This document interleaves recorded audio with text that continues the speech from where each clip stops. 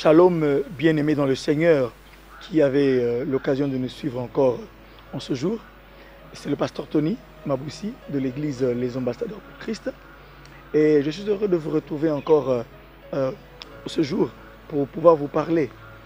J'ai la fois passée commencé un thème qui s'intitule la guerre des adorateurs.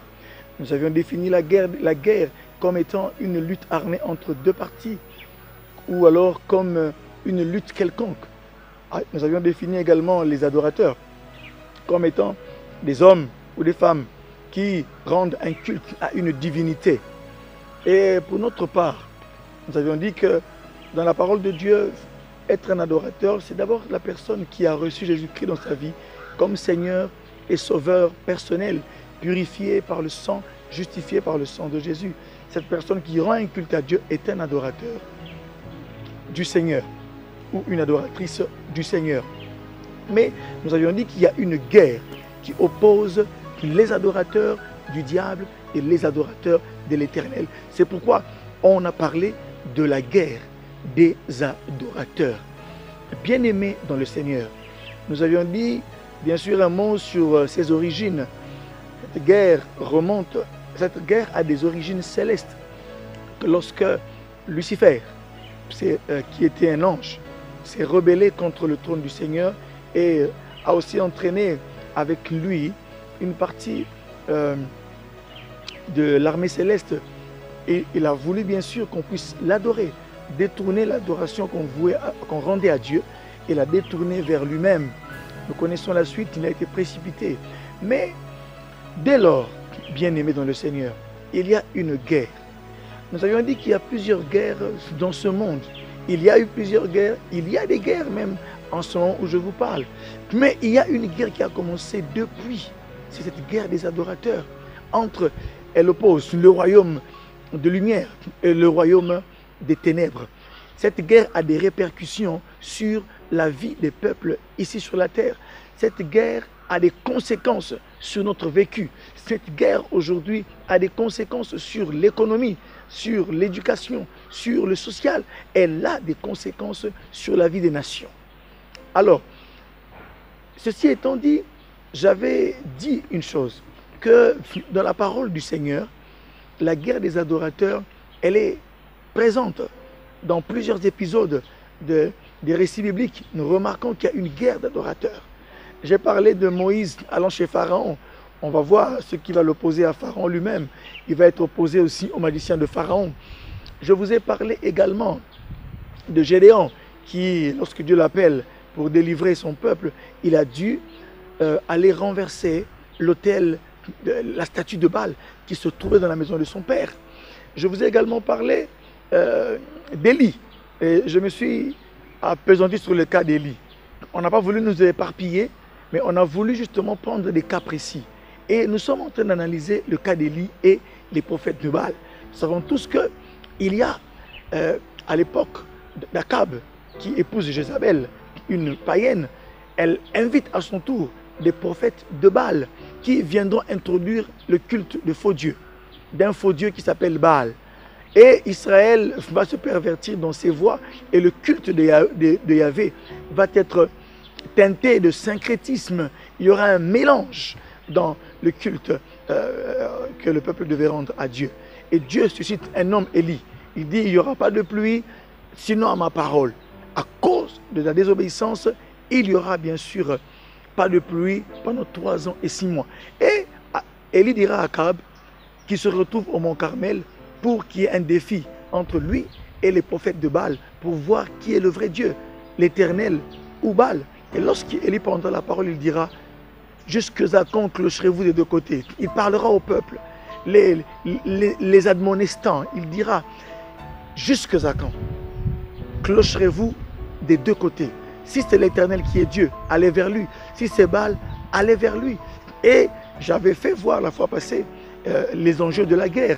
J'avais dit que la guerre des adorateurs est une guerre de prophètes, c'est une guerre de divinité, c'est une guerre de sacrifice, c'est une guerre d'autel, c'est une guerre d'identité. Et aujourd'hui, j'aimerais justement vous parler de la réserve de l'Éternel. Je parle aujourd'hui de la réserve. Mes frères et mes sœurs, Par réserve, nous entendons... La réserve peut avoir plusieurs significations. Mais moi, je retiens une seule. La réserve, c'est un stock. C'est ce qu'on a gardé en vue d'un temps, en vue d'une utilisation future, en cas de difficulté ou en cas de besoin. Retenons le mot réserve comme un stock. Mais ici, on parle de personnes. Lisons pour cela un roi, le premier livre des rois, au chapitre 19, verset 18. Là, Dieu s'entretient avec Élie. Il dit, mais je laisserai en Israël 7000 hommes, tous ceux qui n'ont pas fléchi les genoux devant Baal et dont la bouche ne l'a pas baisé. Mais je laisserai en Israël 7000 hommes, tous ceux qui n'ont pas fléchi les genoux devant Baal et dont la bouche ne l'a pas baisé. Ici, l'on parle de 7000 hommes dont Dieu lui-même rend témoignage. Il dit que je laisserai 7000 hommes qui n'ont pas fléchi le genou devant Baal.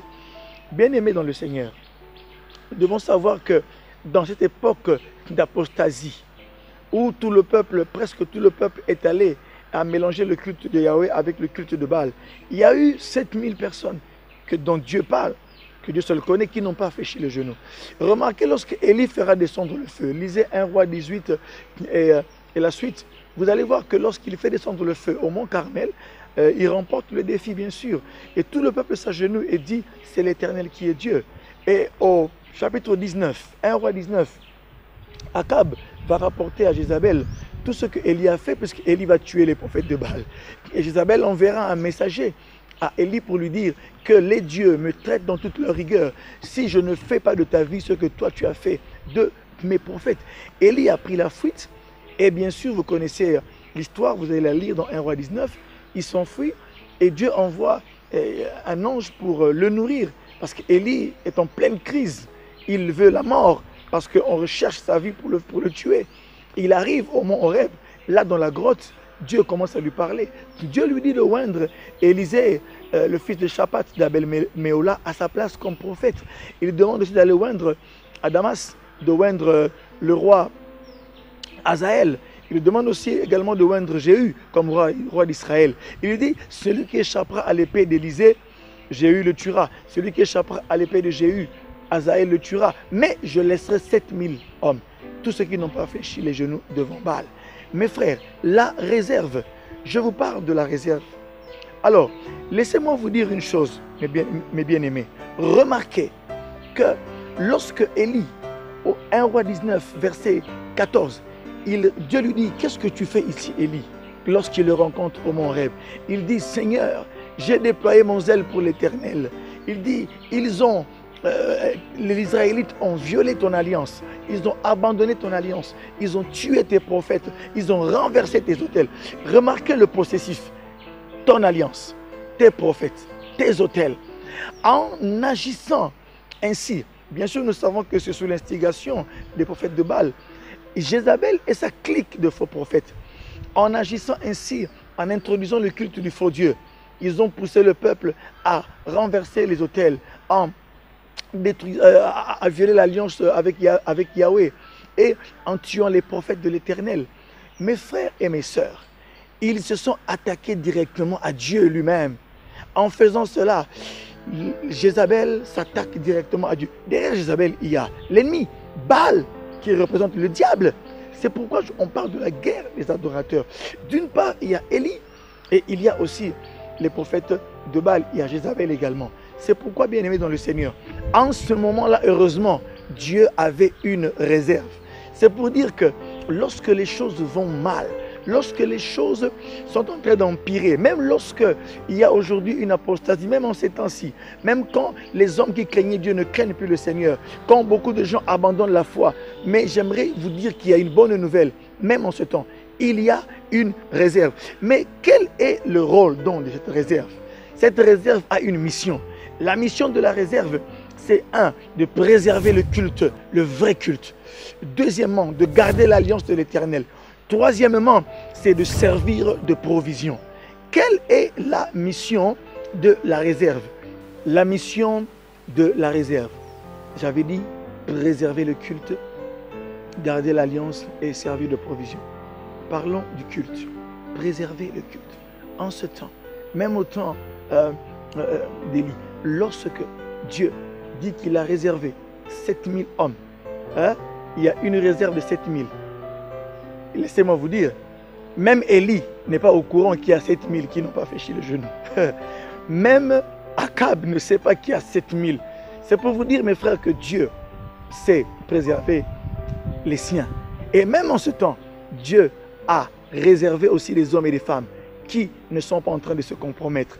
Il préserve le culte de Dieu. Remarquez que 1 roi 19, 14, Élie dira, ils ont renversé tes autels. L'autel, c'est le lieu du sacrifice. C'est là où le fidèle vient poser son sacrifice. L'autel, c'est le lieu de communion et d'expression de la relation avec Dieu. L'autel aujourd'hui représente le cœur. L'autel aujourd'hui représente le lieu du culte. L'autel représente de façon générale le culte que l'on peut rendre à Dieu. C'est pourquoi, bien-aimés dans le Seigneur, l'autel entretenait la communion entre l'homme et son Dieu. Quand l'autel est renversé, le culte est compromis. C'est-à-dire que la prière, l'adoration ne se feront plus. Lorsque votre vie spirituelle, aujourd'hui, l'autel, c'est votre vie spirituelle, votre vie de prière, c'est votre communion avec Dieu. Lorsque cela est renversé par le diable, par le péché, par les choses que vous faites, sachez que nous sommes en pleine guerre des adorateurs. La première des choses que le diable cherchera à tuer, c'est votre communion, c'est votre culte avec Dieu. C'est votre communion avec Dieu, c'est le culte que vous lui rendez. Une fois que le culte est compromis, mes frères, la communion va être détruite et vous ne pourrez plus rendre un service à Dieu. Plusieurs actuellement n'ont plus le temps à consacrer à Dieu dans la prière. C'est pourquoi dans Apocalypse 3, verset 15, Jésus, s'adressant à l'ange de Laodicée, dira, je connais tes œuvres, c'est que tu n'es ni chaud, tu n'es ni froid, tu es tiède, je te vomirai. L'heure n'est plus aujourd'hui à ce que nous soyons tièdes, mais à ce que nous soyons chauds, parce que les temps sont difficiles. Conséquence, bien-aimés dans le Seigneur, ceux dont le culte, l'autel est renversé, ceux dont dans les vies l'autel de Dieu est renversé, où ils n'ont plus un vrai culte avec Dieu, la conséquence c'est qu'ils n'ont plus d'intimité avec Dieu et ils se refroidissent. Sachez que l'une des choses que le diable fera, lorsque il vous fait abandonner l'alliance avec le Seigneur, il s'en prendra à votre vie de prière, il s'en prendra à votre vie de méditation de la parole de Dieu. Mes frères, c'est la guerre des adorateurs. Mais il y a une réserve. Vous qui craignez Dieu, vous êtes la réserve du Seigneur. Levez vos têtes et invoquez le vrai Dieu. Car avant que la pluie ne revienne au temps d'Élie, Élie a d'abord rétabli l'autel. Il a pris 12 pierres qui symbolisaient le nombre de fils de Jacob, les 12 tribus d'Israël. Et le chiffre 12 également symbolisait le retour à l'alliance. C'est-à-dire que lorsqu'il rétablit l'autel, c'est qu'il rétablit non seulement l'alliance, il y a une double signification. Il rétablit l'alliance et il rebâtit le culte. C'est pourquoi symboliquement, il dressera l'autel et mettra un sacrifice pour que le feu descende. Et lorsque le feu était descendu, le culte de l'Éternel était de nouveau possible. Car eux tous vont fléchir le genou et ils vont dire, c'est l'Éternel qui est Dieu. J'aimerais vous dire une chose, levez les yeux, regardez devant vous, invoquez Dieu. Vous êtes la réserve de l'Éternel. Ne vous conformez pas au siècle présent. Vous êtes la réserve de l'Éternel.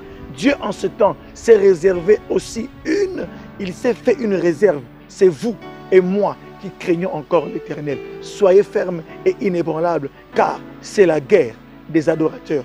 Dans la prochaine intervention, je vous parlerai de garder l'alliance. La deuxième mission de la réserve, garder l'alliance. Et après, on parlera de servir de provision. Que Dieu vous bénisse. Amen.